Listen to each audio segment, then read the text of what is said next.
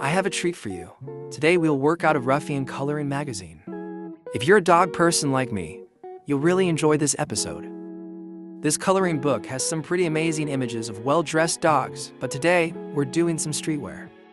So get your pencils ready if you're following along. I'll be using some soft pastel pencils, but feel free to use any medium you'd like. I absolutely love coloring in graffiti. It's so much fun to use some of the colors that don't get as much use. The best part is, there's no wrong way to do it.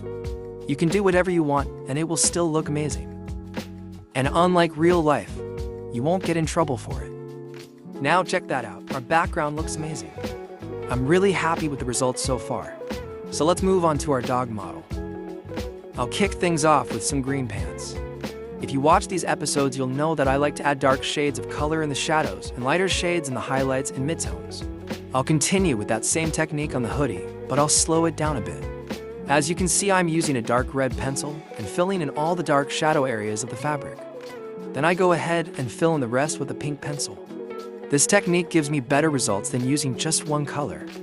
Now all I have to do is go back in and blend the colors together with my blending stump. Because I have the chance to be a fashion designer today, I'm going to color the right side of this hoodie blue. The more dogs I color, the more confident I become in my coloring skills, and the more artistic risks I take. That's why I have no problem making this hood bright yellow. Think about which colors you would choose. Let's move on to my favorite part.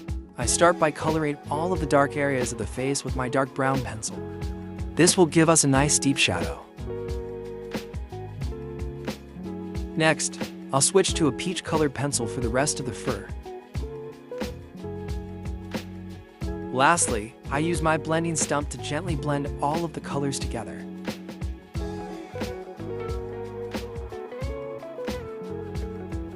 Let's wrap this up by coloring in our nose and eyes.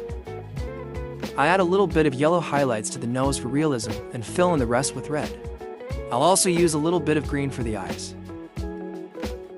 Let's take a look at our finished masterpiece. I love the way this turned out.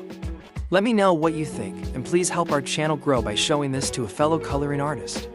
We hope you enjoyed, and thanks for watching.